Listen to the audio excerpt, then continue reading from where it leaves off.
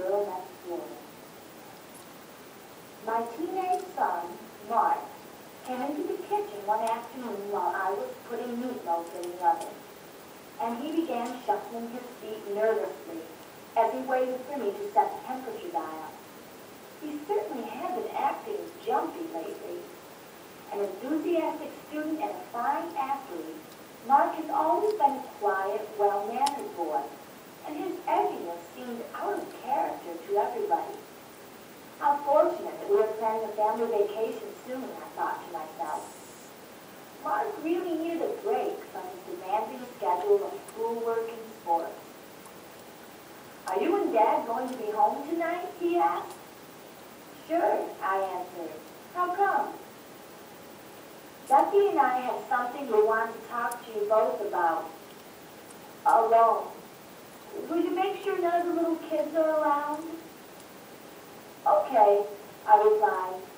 Mark probably wanted to take his girlfriend, Becky, on a family trip to Arizona. That would be fine with me. Becky was as bubbly and outgoing as Mark was reserved, and we were all very fond of her. Ever since they met in grade school, the two of them had been inseparable. Both were 17 now, and neither had ever had a date with anyone else.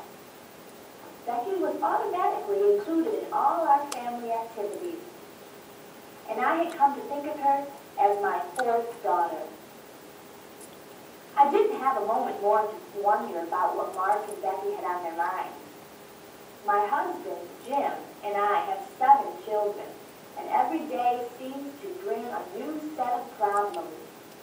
Phone calls from school principals, broken dishwashers, angry neighbors, bruised egos, and filthy football uniforms.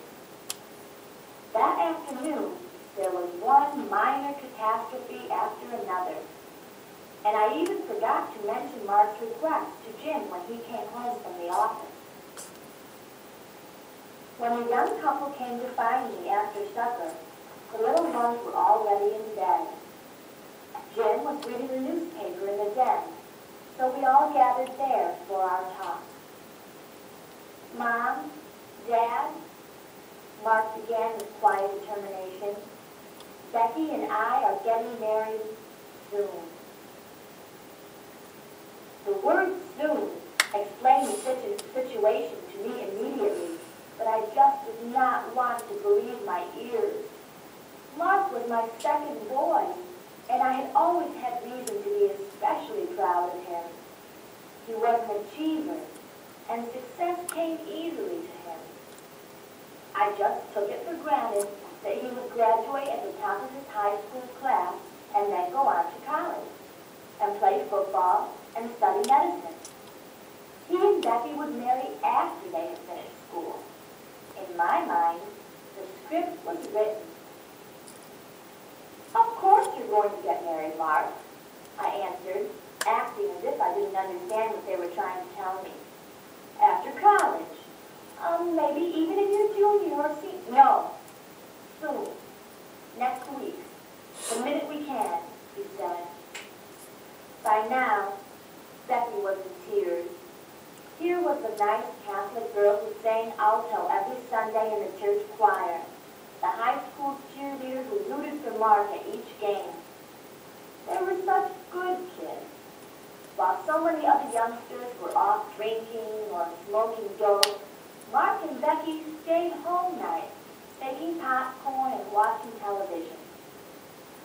Not that I'm naive. I worried sometimes about how exclusive their relationship was.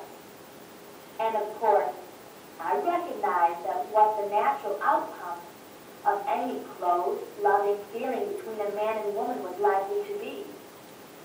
But how could they jeopardize their futures this way? "Mark, what about college?" I asked. "You got a letter from the football coach at the University of Tennessee just today." "Mom, this is more important to me than going to some big school and playing football. We're going to get married." "Oh, no, you're not," Jim exploded, his voice rising with every syllable. "What are you going to do for money? Anyway, you're underage.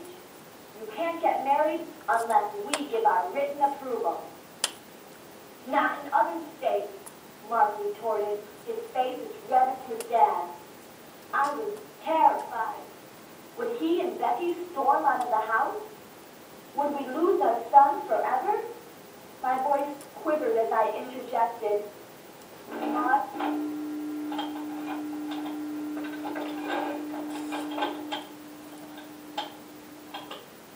When you found out that Becky was pregnant, they both winced. I knew I had struck a note of truth. A last hope. Suddenly, a last hope occurred to me. Maybe her period was just a little late. Taking a deep breath, I asked, Becky, are you sure you're pregnant? Yes. I went to the doctor's last week. I'm over 2 months pregnant, she answered, stumbling over the last word. Have you told your folks? Jim asked. She came from a large Catholic family like ours. We knew her parents had taught her the same set of values that we tried to instill in our kids. We just left there. My mom was crying, and my dad didn't say much, she said quietly. How could you do this to us? I blurted out. Why didn't you use something? I know you learned about birth control in school. I couldn't believe how terribly petty I sounded. Yet, in my mind, they had not only hurt themselves, but all of us as well. What would the neighbors say? My family was the envy of our small town. Jim and I were active members of the church, the city council. My thoughts were racing. But as I saw the pain on their faces, my heart went out to them. These 2 vulnerable kids, Mark, not long ago a seed in my womb, and Becky, his childhood sweetheart. My voice softened with love and compassion. Mark, I said gently, we just want you to know that there may be other options besides marriage. Other options? What were they? Abortion was unthinkable to us as members of our church. How could the word have entered my mind? I had borne 7 children and even demonstrated in our community against the right to abortion. Was it possible then to give up the baby for adoption? Mark and Becky loved each other. Could they live together for the rest of their lives knowing their loved child was being raised by other parents? Could I stand never seeing my grandchild? No. Adoption seemed out of the question, too. Mom, we're not looking for other options, Mark said. We were stupid to get ourselves into this, but we never thought it would happen to us. I mean, we planned to wait, and then we weren't prepared. He blushed, putting his arm around Becky's shoulder. Well, Mark, I am glad to see that you're both willing to face the consequences, I answered, with tears in my eyes. Suddenly, I felt relieved, even a little proud of them both. Jim had calmed down, too. Okay, Jim agreed quietly. I just hope you know what you're in for. You'll need a lot of courage to get married so young and have a child. Mark and Becky were married 2 weeks later in a small ceremony in the church chapel.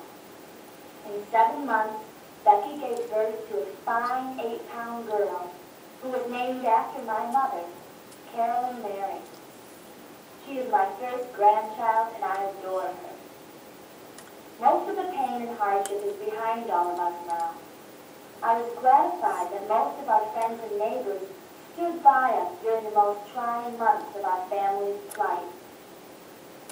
To their credit, both Mark and Becky managed to complete their senior year in high school and have enrolled at the state university. Mark is concentrating on pre-med and Becky on nursing.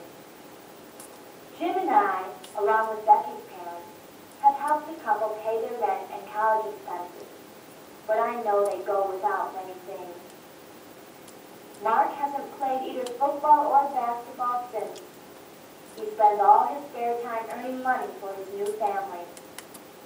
What hasn't changed is Mark and Becky's love for each other. As for me, I'm no longer writing scripts or mapping out my children's futures. I've learned to let them write their own. I'm sure that makes me a better mother. It certainly makes me a stronger, more loving one.